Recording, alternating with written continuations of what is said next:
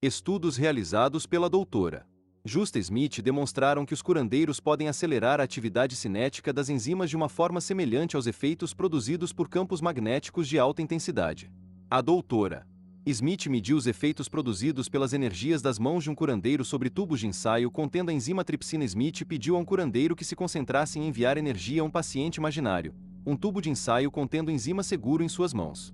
Os controles experimentais eram representados por pessoas normais que também seguraram tubos de ensaio contendo enzimas a fim de simular possíveis efeitos ativadores produzidos pelo calor das mãos. Utilizando métodos espectrofotométricos padronizados, ela mediu alterações na atividade de pequenos volumes de enzima retirados dos tubos de ensaios postos ao curandeiro e de tubos de controle. Trabalhos anteriores haviam demonstrado que campos magnéticos de alta intensidade podiam acelerar as taxas de reação enzimática. Verificou-se que apenas nos tubos submetidos às energias do curandeiro ocorria uma aceleração linear nas taxas das reações enzimáticas ao longo do tempo. O experimento foi feito com diferentes enzimas. Numa determinada enzima, as energias do curandeiro provocaram uma diminuição das atividades enzimáticas. Numa terceira, não houve alteração.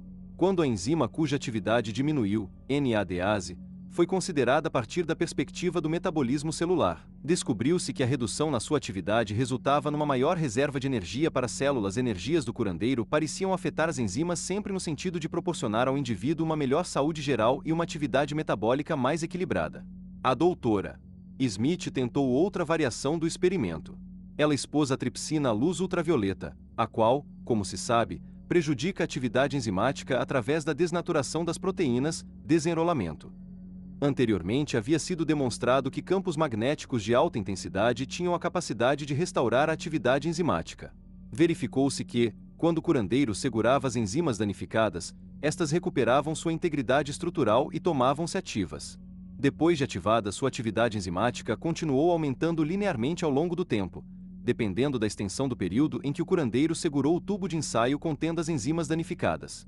Assim, os campos energéticos das mãos dos curandeiros tinham uma capacidade semelhante dos campos magnéticos para reparar enzimas danificadas por ultravioleta. Os campos energéticos dos curandeiros preenchiam os critérios do Dr. Tiller relativos à substância espaço-tempo negativo, ou energia magnetoelétrica, no sentido de que eles manifestavam certas semelhanças qualitativas com os campos magnéticos e também tinham propriedades entrópicas negativas, ou seja, tinham a capacidade de tornar a reagrupar moléculas desagregadas, como as enzimas, por exemplo. As evidências experimentais proporcionadas pelos estudos acima mencionados sugerem que as energias dos curandeiros parecem ser de natureza magnética. Todavia, os campos dos curandeiros apresentaram propriedades inteiramente diferentes daquilo que se sabe a respeito de campos magnéticos convencionais. Tanto as mãos dos curandeiros como os ímãs conseguiam acelerar a taxa de crescimento de plantas e produzir a cristalização azul do sulfato de cobre. Além disso, os campos magnéticos e as mãos dos curandeiros também podiam aumentar as taxas de reação das enzimas. Curiosamente, os primeiros estudos com detectores magnéticos não conseguiram registrar a existência de qualquer campo magnético significativo em tomo das mãos dos curandeiros. Pesquisas mais recentes, porém, realizadas pelo Dr. John Zimmerman, na Faculdade de Medicina da Universidade do Colorado, reuniram evidências adicionais para sugerir que a energia curativa é realmente de natureza magnética, utilizando um ultrasensível detector de campos magnéticos chamado SKID, dispositivo supercondutor de interferência quântica. O Dr. Zimmerman demonstrou a existência de significativas elevações na intensidade dos campos magnéticos emitidos pelas mãos dos curandeiros. O aumento na intensidade dos sinais produzidos pelos campos magnéticos das mãos dos curandeiros foram centenas de vezes maiores que o ruído de fundo. Todavia, os níveis de intensidade desses campos magnéticos eram muito menores que os necessários para produzir alterações enzimáticas em condições laboratoriais. Em seus experimentos com enzimas, a doutora Justa Smith utilizou campos magnéticos de 13.000 Gauss, os quais são pelo menos 26.000 mais poderosos que o campo magnético da Terra se os curandeiros estivessem empalmando ímãs. A fim de fraudar os experimentos, não há dúvida que se deveria esperar encontrar campos magnéticos razoavelmente intensos em torno de suas mãos.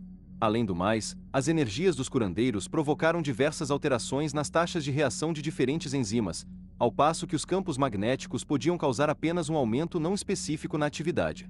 O rumo da alteração na atividade enzimática sempre parecia refletir a inteligência celular natural. Os curandeiros também tinham uma capacidade de restaurar enzimas danificadas semelhante à dos campos magnéticos de alta intensidade. Isto sugere que as energias vitais sutis dos curandeiros parecem ter principalmente propriedades magnéticas. Esta é uma revelação verdadeiramente fascinante quando se considera que, na época dos experimentos curativos de Franz Anton Mesmer, realizados no século XVIII, na França, essa prática era chamada de cura pelo magnetismo. Obviamente, tanto naquela época como agora, nenhum campo magnético podia ser detectado, uma exceção é o recente trabalho do Dr. Zimmermann, no qual foram utilizados detectores Kidd. As energias dos curandeiros diferem dos campos magnéticos convencionais pelo fato de seus efeitos serem qualitativa e quantitativamente diferentes. Embora sejam extremamente fracos, os campos magnéticos associados aos curandeiros produzem poderosos efeitos químicos e biológicos. A insólita natureza magnética dessas energias sutis satisfaz um dos principais critérios de Tiller para a substância espaço-tempo negativo. O Dr. Tiller teoriza que o espaço-tempo negativo é a esfera do etérico. Foi aventada a hipótese de que uma terceira substância, chamada Deltron, atuaria como elemento de ligação energética entre os universos físicos e etérico. Tiller achou necessário postular a existência desse Deltron intermediário em vista da impossibilidade de haver modos vibracionais ressonantes entre as energias físicas e etéricas, uma vez que não há sobreposição de frequências entre o espaço-tempo positivo e o negativo. Esse talvez não seja realmente o caso, pois sabemos que, tal como no caso da fotografia do efeito da folha fantasma, podem ocorrer interações entre energias de oitavas inferiores e superiores, possivelmente através de efeitos harmônicos ressonantes. A revelação importante é que temos um modelo teórico dos relacionamentos entre matéria e energia que começa a nos proporcionar um fundamento matemático para que possamos compreender o universo físico, a interface físico-etérica e o mundo da substância etérica.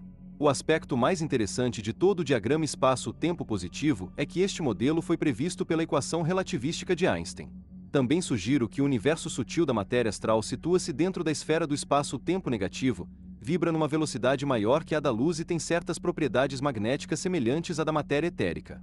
Alguns dos trabalhos mais recentes do Dr. Tiller consideram a possibilidade de que as energias astrais possam operar em velocidades Io10 a Io20 vezes maiores que a da luz. O modelo Tiller-Einstein tem implicações interessantes para a interpretação do comportamento da matéria etérica e astral. A esfera astral apresenta algumas propriedades notáveis, uma das quais é o princípio de que os pensamentos astral ou emocionalmente carregados possuem vida própria. No nível energético astral, certos pensamentos, tanto conscientes como inconscientes, podem existir como campos de energia distintos ou corpos de pensamento, com formas, cores e características singulares. Alguns pensamentos, especialmente aqueles carregados de intensidade emocional, possuem uma identidade à parte, independente da de seus criadores. Certos pensamentos podem na verdade estar carregados de substância energética sutil e existirem, inconscientemente, como corpos de pensamento nos campos energéticos de seus criadores. Esses corpos de pensamento muitas vezes podem ser vistos por pessoas clarividentes muito sensíveis aos fenômenos energéticos superiores. O fato de a nossa consciência poder influenciar os campos de energia da nossa anatomia energética sutil tem importantes implicações tanto para a medicina como para a psicologia. A matéria sutil e, especialmente, a matéria astral, são muito magnéticas. O movimento nesse nível é relativamente fluido em comparação com o denso plano físico. Embora existam formas, elas são inconstantes. Elas tendem a pulsar, e o movimento pode se dar em mais de uma direção ao mesmo tempo. Trata-se, no final das contas, de uma outra dimensão da existência, a qual tem que ser compreendida em seus próprios termos. Uma das descobertas que os pesquisadores na área da psicologia e da medicina acabarão por fazer algum dia é que a matéria não ferrosa também possui as propriedades magnéticas da matéria ferrosa. Isto inclui a matéria de que são constituídos o pensamento e o sentimento humanos. Embora não seja obviamente o tipo de magnetismo que atrai limalhas de ferro, trata-se sem dúvida de uma espécie de magnetismo. Esse magnetismo não só atrai outras substâncias que estejam em harmonia com ele, como também repele matéria com a qual não esteja em harmonia. Os pesquisadores a seu tempo irão descobrir que as emoções têm de ser tratadas não só como um aspecto da consciência, mas também como uma forma de substância não física altamente magnética. Muitas doenças emocionais são difíceis de tratar porque as emoções que causam esses problemas tendem a ser magneticamente sensíveis a uma espécie de matéria astral que facilmente se gruda tanto nos nossos sentimentos quanto em outras matérias astrais semelhantes a ela. A força magnética faz com que seja extremamente difícil eliminar a matéria astral ruim e o problema emocional. A medicina realmente se encontra num estágio em que necessita analisar mais atentamente alguns dos notáveis resultados produzidos pela aplicação de métodos heterodoxos de cura, tais como a medicina herbática e a homeopatia. Os médicos precisam aprender mais a respeito do lado oculto da vida, os assim chamados domínios invisíveis, planos sutis e graus de matéria. Existe sobre esses assuntos um grande volume de material que é passível de ser investigado cientificamente, tal como o fato de pequenas quantidades de matéria vegetal ou mineral, essências florais ou remédios homeopáticos produzirem um poderoso efeito no tratamento de doenças humanas. Determinados tipos de matéria física sutil ou etérica parecem atrair doenças específicas para o corpo físico. O tipo correto de magnetismo, ministrado na forma de tratamento herbático ou homeopático, deveria ter a capacidade de dispersar a matéria ruim, promovendo a cura. Na verdade, existe toda uma ciência do magnetismo esperando pelo momento de ser descoberta e aplicada em benefício da saúde física e psicológica. Os grifos são nossos. Com base no que foi dito acima, podemos inferir que tanto a matéria etérica como astral apresentam propriedades magnéticas de dimensões superiores, não físicas. Se as matérias astrais e etéricas são compostas de partículas magnéticas, então o movimento ordenado dessas partículas sutis ao longo de um processo linear deve produzir uma corrente magnética. Tiller refere-se a esse fluxo de energia como correntes magnetoelétricas. Pelo que se sabe a respeito da eletricidade, uma corrente elétrica se faz acompanhar por um campo magnético.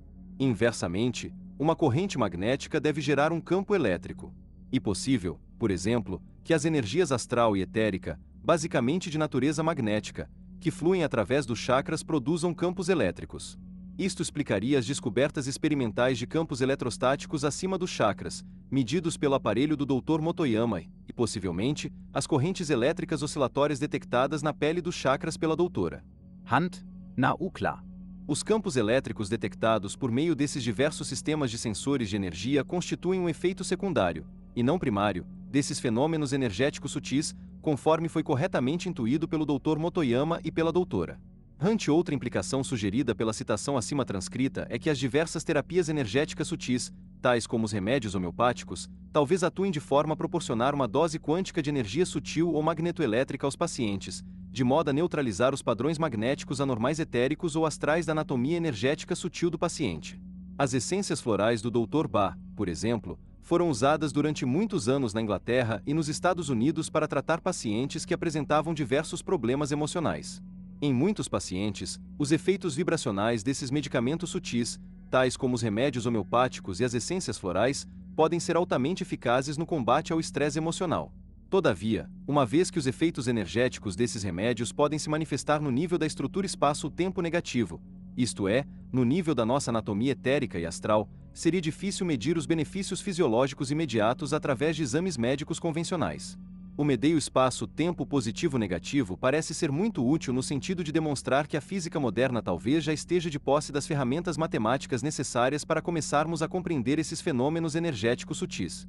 Essa compreensão energética multidimensional da medicina einsteiniana pode acabar modificando os nossos pontos de vista futuros a respeito de nós mesmos e das artes curativas. O corpo mental, o corpo causal e nossos corpos espirituais superiores. Até aqui descrevemos a substância energética sutil dos corpos etérico e astral com a ajuda de algumas evidências científicas experimentais que confirmam a sua existência. Além disso, examinamos um modelo, baseado na equação da relatividade de Einstein, que poderá começar a promover a incorporação desses fenômenos energéticos sutis à física atual. Infelizmente, à medida que passamos a investigar matérias de frequências mais elevadas que as da matéria astral, somos forçados a abandonar as mensurações científicas, já que os instrumentos para isso ainda estão por serem criados. Para obtermos mais informações a respeito dessas longínquas esferas do desconhecido, temos de recorrer, como já fizemos anteriormente, aos olhos do observador clarividente e às literaturas teosófica e esotérica, nas quais as discussões a respeito desses fenômenos é mais frequente do que no mundo da ciência hard. O primeiro dos corpos sutis que se estendem por uma faixa de frequência que fica além do corpo astral é conhecido como corpo mental. Este corpo, tal como o astral, é constituído de matéria com frequência mais elevada que a da matéria física. Ele ocupa a próxima oitava de frequências na escala energética, à direita do corpo astral. Assim como o corpo astral às vezes se constitui no veículo da expressão do lado emocional do ser humano, o corpo mental é o veículo através do qual a personalidade se manifesta e expressa o intelecto concreto. Assim como o corpo astral, o corpo mental também possui chakras que, em última análise, estão ligados ao corpo físico. Tal como suas partes correspondentes nas esferas vibracionais inferiores, os chakras do veículo mental estão concentrados nos principais centros endócrinos e nervosos, circundando e envolvendo chakras astrais e etéricos. Para que a energia da esfera mental influencie o corpo físico, é preciso que ocorra antes uma espécie de efeito cascata. As energias mentais exercerão seus efeitos sobre a matéria do corpo astral, que é particularmente responsiva a esse tipo de estimulação. Depois, através de modificações no veículo astral, as alterações energéticas são transmitidas ao veículo etérico e, finalmente, ao veículo físico, por intermédio das conexões etéricas discutidas anteriormente neste capítulo. Conforme já discutimos, existem formas energéticas de substância sutil que são conhecidas como corpos de pensamento. No nível astral, eles assumem a forma de modelos emocionais de pensamento. No nível mental, essas formas de pensamento podem representar simplesmente ideias nas quais a pessoa tem trabalhado ou irá trabalhar.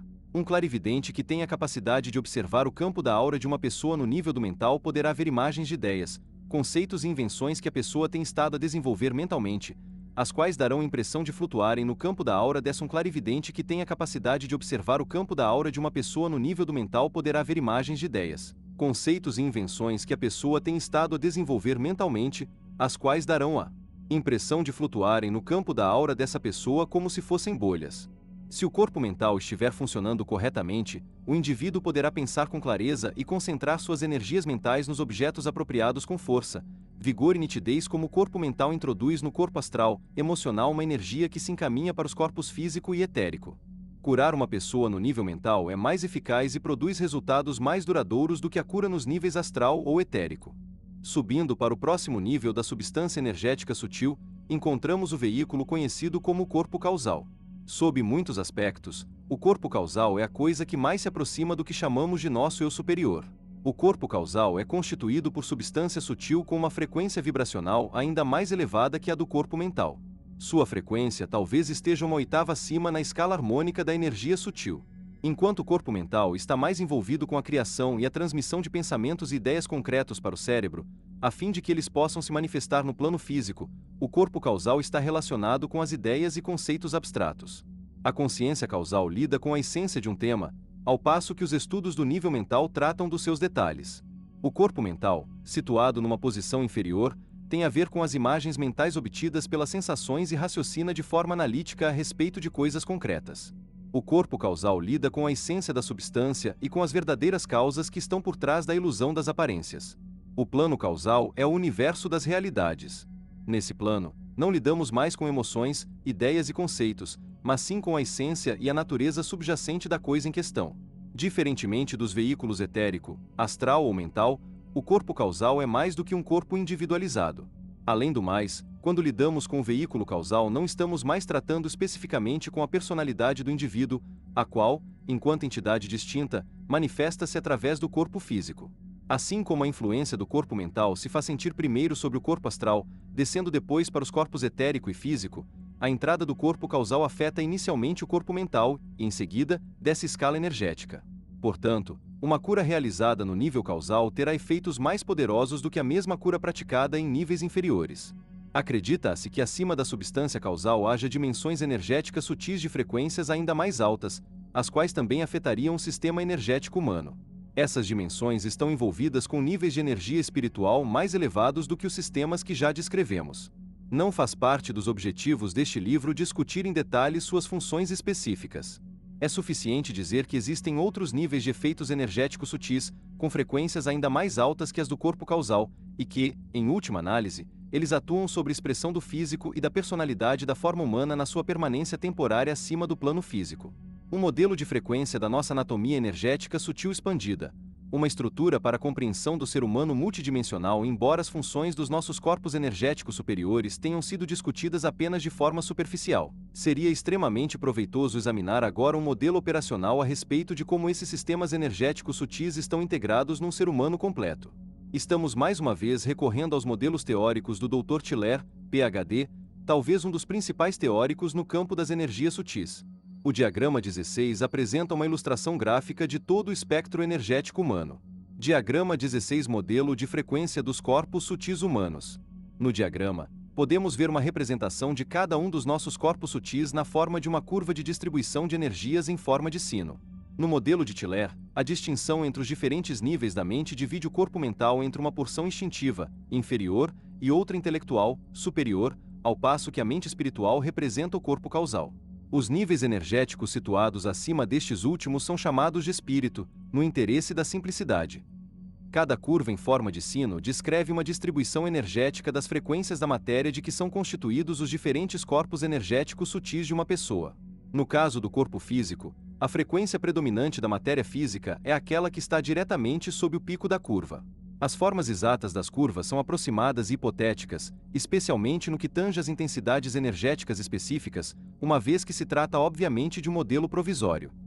Em outras palavras, embora as frequências da matéria que constitui o corpo físico sejam predominantemente de um determinado tipo, outras vibrações, com frequências ligeiramente mais altas ou mais baixas, também podem contribuir para sua composição. Da mesma forma, existem também frequências mais altas e mais baixas na faixa astral do espectro. Este conceito também é relevante para a esfera do plano astral a partir da perspectiva das tendências evolutivas referentes aos seres humanos enquanto grupo. À direita da curva da matéria física, temos a curva de distribuição de frequência do espectro da matéria que constitui o corpo etérico. Cada uma das curvas subsequentes situadas à direita tem um significado semelhante ao da distribuição da matéria física. A frequência energética predominante em cada tipo de corpo sutil é aquela que está diretamente abaixo do pico da respectiva curva. Como as matérias física e etérica são muito interdependentes e estão intimamente ligadas uma à outra, elas consumem o que Tiller chamou de realidade temporal humana. O corpo físico não pode existir sem a nutrição energizadora e a orientação espacial proporcionada pelo corpo etérico. Quando o corpo físico morre, o corpo etérico também deixa de existir e, ao desaparecer, retorna a energia livre do universo. Essas duas formas se combinam para criar a expressão física final do ser humano no plano físico, num espaço-tempo positivo. Em última análise, é através da interface físico-etérica que somos influenciados pelas nossas conexões energéticas superiores.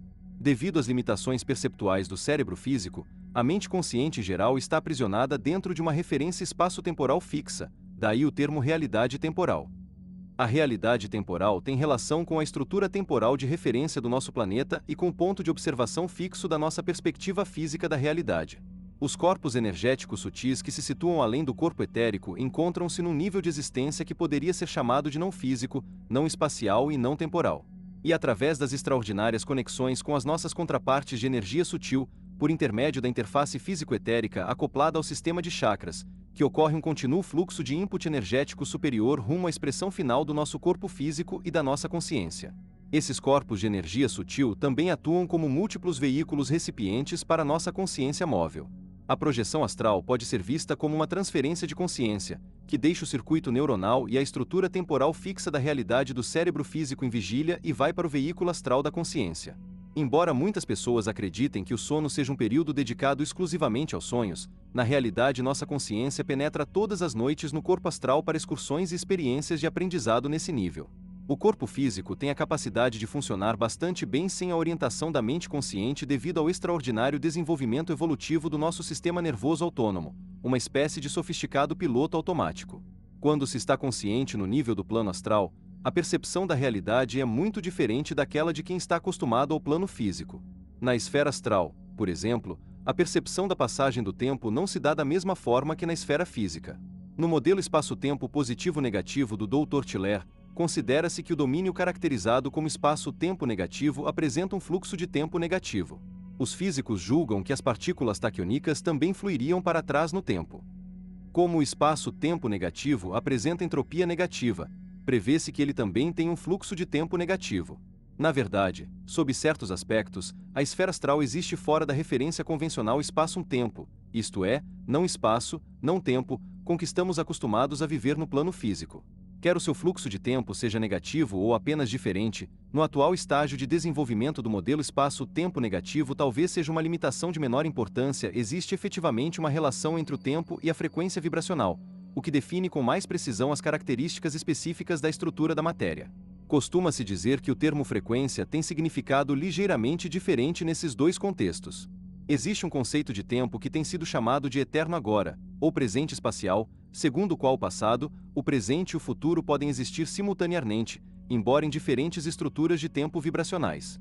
É possível que, através de uma alteração no foco da sua consciência, uma pessoa possa tornar-se capaz de sintonizar estruturas de tempo específicas, fora do presente. Na verdade, ao modificar o foco da sua consciência, um indivíduo poderá estar deslocando-a do plano físico para os níveis energéticos astral, mental, causal ou superiores que, em conjunto, constituem a nossa expressão energética total. Se houver um holograma cósmico, ele poderia ser metaforicamente comparado aos padrões magnéticos registrados num videotape cósmico da Câmara Indiscreta Universal. Poder-se-ia considerar que o videotape do passado, do presente e do futuro já teria sido filmado em algum nível energético de substância sutil, ou seja, no meio registrador magnético universal. Como estamos lidando hipoteticamente com um videotape holográfico, cada indivíduo teria teoricamente a sua própria cópia em cassete do filme universal, de modo que cada parte conteria o todo. Esta é basicamente uma extensão do conceito de holograma universal, discutido no primeiro capítulo deste livro. A única modificação é que agora trocamos por um videotape a fotografia que se modificava dinamicamente. Desde que um indivíduo possa aprender a operar adequadamente os mecanismos de sintonia fina da sua consciência, o hardware básico dessa mesma consciência lhe proporcionará os meios necessários para que ele possa ver a fita. O fato de esta analogia lidar com fitas pré-gravadas a respeito do modo como o universo irá se comportar não significa necessariamente predestinação e destinos inevitáveis, uma vez que existem coisas como universos prováveis, livre-arbítrio e diferentes ângulos de visão dos hologramas armazenados, o que nos permitirá contornar facilmente esse limitado conceito. O que a mente consciente define como sendo presente é aquela parte da fita que está passando pelo cabeçote magnético do videocassete cósmico do cérebro. Como os circuitos neurológicos do cérebro físico são relativamente fixos, ele só pode perceber o filme a partir do ângulo de visão do cabeçote. Num sentido metafórico, a capacidade de um indivíduo sintonizar-se com o passado e o futuro talvez seja uma função da sua capacidade de, psicoenergeticamente, ganhar acesso ao padrão de interferência holográfico já armazenado na fita de vídeo cósmica. Alguns textos esotéricos chamam esses arquivos de registros akáshicos. A capacidade de um indivíduo sintonizar-se com informações armazenadas numa sequência da fita de vídeo que nesse momento não estiver diante do cabeçote talvez também seja uma função da capacidade de poder alterar a frequência da sua consciência para uma sincronização espaço-tempo diferente. Os detalhes desse processo ainda não estão perfeitamente claros. A capacidade de ver o universo a partir de diferentes perspectivas talvez seja um reflexo dos diferentes ângulos de percepção dos nossos veículos de expressão de energia sutil, tais como os corpos astral, mental e causal. Além da sua perspectiva temporal diferente, a esfera astral, conforme já mencionamos anteriormente, é também o domínio dos aspectos emocionais da personalidade humana. Por causa disso, frequentemente se descobre que a consciência do indivíduo pode ocasionalmente assumir uma orientação mais emocional quando viaja pelos domínios do astral. Isso também depende de a pessoa estar percorrendo o domínio astral inferior ou superior, como eles têm sido chamados. O fato de haver viajantes percorrendo essas regiões sugere a existência tanto de visitantes, turistas, como de habitantes do domínio astral. Um dos aspectos interessantes do modelo do Dr. Tiller é o que ele chama de efeito catraca. Conforme discutimos anteriormente, as interações energéticas que se originam nos níveis sutis superiores, como no nível mental, por exemplo, exercem inicialmente sua influência sobre o veículo astral. Da mesma forma, as alterações no veículo astral são transmitidas ao veículo etérico e daí, através da interface físico-etérica, para o corpo físico, onde se dá a sua expressão final. Os inputs energéticos originários do nível causal também precisam passar pelo nível mental e, em seguida, pelos outros níveis energéticos inferiores. Esse efeito em cascata através de diferentes curvas, desde a extremidade direita do diagrama 16 até a curva da esfera física, é o que Tiller chama de efeito catraca. Naturalmente, muito embora estejamos lidando com diferentes níveis de substância energética, precisamos ter em mente que cada um dos corpos está na verdade espacialmente superposto à forma física. A clareza e a definição com que uma pessoa sensível a forças psíquicas consegue perceber o campo da aura de alguém talvez dependa de qual seja o nível mais elevado com o qual sua consciência consegue sintonizar-se. As pessoas supranormais que conseguem ver apenas uma estreita faixa de energia em torno do corpo provavelmente têm capacidade para sintonizar apenas o corpo etérico. Diagrama 17 O campo de energia humano. Já os supranormais que conseguem ver não só o corpo etérico mas também as formas ovoides expandidas, cores e imagens, corpos de pensamento, na parte externa do campo da aura têm a capacidade de sintonizar suas consciências com o nível astral, mental e com outros níveis superiores. Nesses níveis superiores de forma e consciência, as contrapartes energéticas sutis dos chakras têm a capacidade de perceber e processar energias relacionadas com seus próprios níveis de substância no diagrama 17. Podemos ver a expressão energética completa do ser humano multidimensional. Embora talvez nem todos esses corpos sutis superiores possam ser fotografados, é muito provável que o corpo etérico e, possivelmente, o corpo astral possam ser captados e medidos com a ajuda de sofisticados sistemas de exploração, tais como os equipamentos de formação de imagens por ressonância eletromagnética ou seus precursores. O objetivo deste capítulo tem sido de discutir o que se conseguiu aprender, por intermédio de várias fontes de informação, a respeito da nossa estrutura energética expandida. As pessoas que possuem uma orientação sensorial predominantemente física poderiam perguntar: para que ter todos esses corpos energéticos quando aparentemente tudo que interessa ao corpo físico? A existência do corpo etérico, pelo menos, parece ter uma razão fisiológica, complementando a estrutura e a função do corpo físico. Quando começamos a entrar no corpo astral e nos níveis energéticos superiores, penetramos em regiões da consciência mais difíceis de perceber e de entender. Existe um modelo que dá sentido a esses corpos interligados de energia e que explica por que eles evoluíram como uma complexa parte da expressão do nosso físico e da nossa personalidade. Reencarnação e transformação humana. O modelo multidimensional da evolução da consciência. A reencarnação parece ser um conceito estranho para a maioria das pessoas. Muitos a consideram um sistema de crença concernente apenas aos devotos do budismo e do hinduísmo. Surpreendentemente, porém, uma pesquisa de opinião realizada pelo Instituto Gallup, em 1982, mostrou que 23% dos norte-americanos acreditam na reencarnação. A reencarnação é um sistema que explica a função dos nossos diversos corpos de energia e o modo como nos expressamos no plano físico. O plano físico 6, conhecido como o mundo da experiência na literatura esotérica, ele frequentemente é mencionado como sendo o laboratório da vida, um local onde são realizados os experimentos físicos da personalidade humana. Os experimentos físicos que investigam as leis relativas à nossa substância física só podem ser realizados no plano físico. Do ponto de vista reencarnacionista, cada existência humana é uma chance para explorar as dimensões da nossa verdadeira natureza interior, tal como elas se manifestam no corpo físico. Através de nossas experiências no plano físico, nós supostamente crescemos em conhecimento e valor à medida que desenvolvemos várias estratégias para lidar com as situações da vida em que fomos reencarnados. O Dr. Tiller tem uma visão bastante apropriada a respeito desse assunto, a qual sintetiza os propósitos da reencarnação a partir de uma perspectiva científica.